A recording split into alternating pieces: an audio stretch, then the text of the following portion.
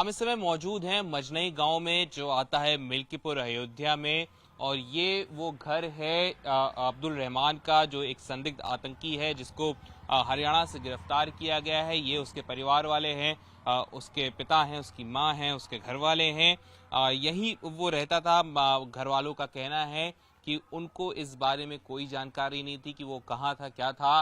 हालांकि इनका ये कहना है कि वो 1 तारीख को दिल्ली जरूर गया था, इनको बता के गया था कि वो जमात में हिस्सा लेने जा रहा है। और अगले दिन 2 तारीख को उसका 12 बजे से फोन स्विच ऑफ आता है, ये ऐसा परिवार का कहना है। और परिवार वालों को फिर कल शाम पुलिस जब इनके घर आती है, इनको थाने लेके जाती है, इनसे पूछताछ करती है, तब इनको पता चलता है कि इनका बेटा किसी तरह की आतंकी गतिविधियों में शामिल था, जिसकी वजह से उसको गिरफ्तार किया गया है।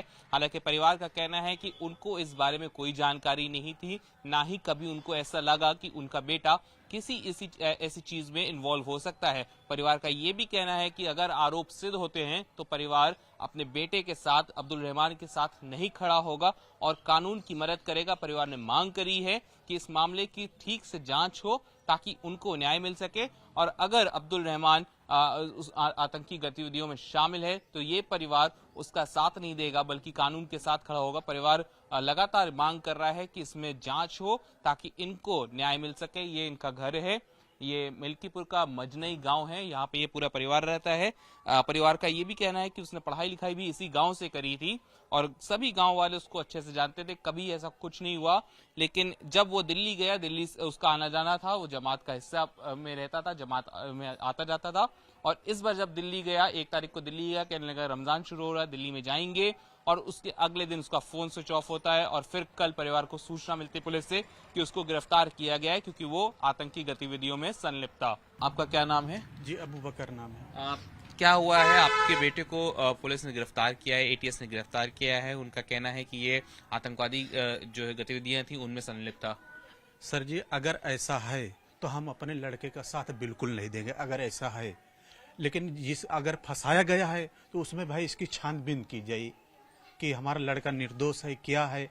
और इसके बारे में आज तक हमको कभी घर में या किसी को कुछ भी नहीं बताया। यहाँ तक कि हम तो बाप हैं, हम तो उसकी तारीफ ही कर सकते हैं, करेंगे। अब आप पूरे मौजा में उसका एक बार पूछ लीजिए कि वो किस मिजाज का रहता था, यानी वो उसका मिजाज ही कैसा था। चाहे जिसे से पूछ लीजिए कि एकदम सीधा साधा, न किसी से लेना न देना। ये बैटरी रिक्शा चलाता था। 1 तारीख को यहाँ से हमको बोला कि हम जा रहा हूँ दिल्ली, और उससे पहले एक बार गया था और दिल्ली। तो दिल्ली क्या करने गया था?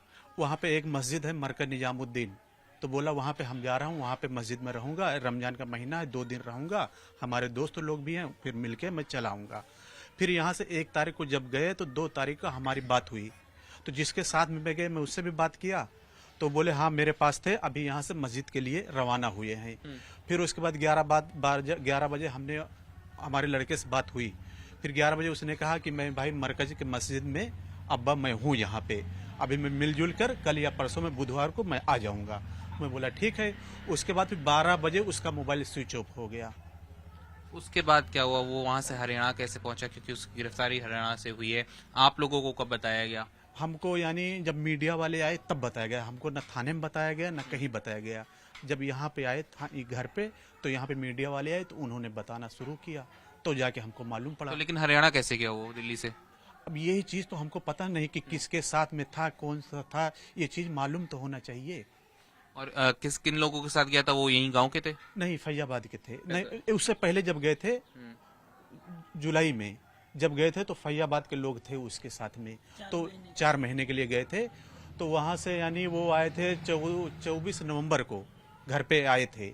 उनका वक्त पूरा हो, पहले गए थे दिल्ली, दिल्ली में 40 दिन थे। उसके बाद फिर गए थे विशाखापट्टनम, विशाखापट्टनम से वो आए थे यहाँ पंजाब, पंजाब से सीधा घर आ गए। तो ये बैटरी रिक्शा मैंने लिया है। इतनी जगह क्या करने जा रहे थे? विशाखापट्टनम, पंजाब, क्या सब यहाँ सब क्या करने गया है? जमात लाइन है ना, तो तबलीगी जमात, तो उसमें जैसे गांव के एक बच्चे जुड़, लौंडे या बूढ़ बुजुर्ग सब जुड़ते हैं। तो वो जाते हैं यानी अपना यानी कि दीनदारी, यानी कि अपना झूठ नहीं बोलना, अपना जहाँ पे रहो अपने बड़ों से इज्जत करो, छोटों की शफकत करो, किसी का यानी हक न मारो। तो वही सीखने के लिए वो गए थे। अच्छा। अब हमको क्या पता है कि वो सीखने गया है, उसके दोस्त लोग क्या करेंगे, इसके बारे में हमको कुछ भी पता नहीं।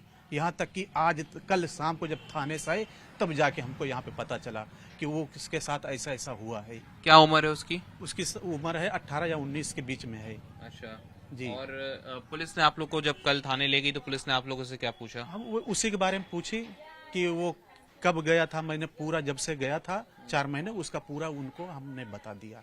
अच्छा, कि जैसा जैसा आपको बता रहा हूँ हमने उनको भी बताया। आपसे कुछ बात हुई हो, आपको कुछ कभी बताया हो? नहीं, हमसे कभी नहीं बात हुई। कुछ नहीं बताया। इसके बारे में किसी को भी, यहाँ तक कि पूरे मोहल्ले में किसी को भी कोई खबर नहीं किया क्या कर रहा है, क्या कुछ ऐसा करेगा, किसी को भी नहीं पता। कि कोई लौंडे में किसी को बताता, वो आके हमको बताते कि तुम्हारा लड़का ऐसा बोल रहा था, तो भी हम इस पर एक्शन लेते। सब लोग ये बोलते तुम्हारा लड़का सीधा है, तो हम भी इसमें तो मेरा लड़का सर इसमें हमारे लड़के को फंसाया गया, बस हमारे लड़के को फंसाया दोस्तों ने इसको फंसाया सर। उसको फंसा दिया वहाँ ले जाके, और कुछ वहाँ नहीं। पे ले जाके नहीं तो किसने किसने फंसाया? यही तो मालूम नहीं पड़ पा रहा। जब यहाँ से बताया कि हम जा रहा हूँ दिल्ली अपने दोस्त से मिलने, तो मैं बोला दोस्त से बात भी करा, तो ये बात भी नहीं कराया हमसे। दोस्त का नाम बताया? कुछ भी नाम नहीं बताया। बोला मैं जा रहा हूँ, मैं 2 दिन के लिए जा रहा हूँ। तो इससे पहले भी गया था जब दिल्ली, तो या तो इसमें कोई कनेक्शन होगा उसका।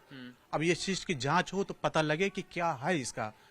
अच्छा, आप कहा यह जा रहा है कि राम मंदिर को टारगेट कर रहा था, राम मंदिर भी गया था और राम मंदिर पे ही हमला करने की थी, ऐसे आरोप उस पे लगाए जा रहे हैं। क्या आप लोग मानते हैं ऐसा? नहीं, ऐसा तो कुछ भी नहीं है। जरा सा अगर कुछ ऐसा होता तो यहाँ पे हिंदू मुसलमान सब यहाँ पे रहते हैं, कुछ तो किसी को मालूम होता क्या इसका मिजाज है, कैसा क्या, कोई लोकेशन तो होती मोबाइल की। और ये कागज क्या है आपके हाथ में? ये कागज है, उसका ऑपरेशन हार्ट का कराया था मैंने वहाँ अहमदाबाद में। कब की बात है ये 2009 की है। ये उसके दिल में छेद था, तो उसका यानी पैदा हुआ तब से था, लेकिन हम लोग को पता नहीं चला। जब 3 या 4 साल का हुआ तो जाके पता चला। तो हमने वहाँ पे मोदी जी ने एक योजना निकाली थी, तो सहूलत वाला, तो हमने उसमें जाके फार्म हिस्सा लिया, तो उसमें उसका ऑपरेशन हुआ। अच्छा। अहमदाबाद में। और पढ़ाई लिखाई क्या करी है उसने? उसने यहाँ पे 10वीं पास की है मजनई में, मनीराम इंटर कॉलेज में।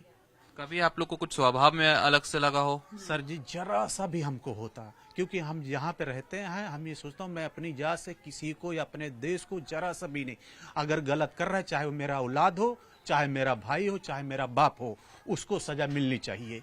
अगर आरोप सिद्ध होते तो क्या करेंगे आप? हम उसके तरफ से कुछ भी नहीं बोलेंगे। उसका जो सजा सरकार देगी हमें मंजूर है, अगर उसका आरोप सही है।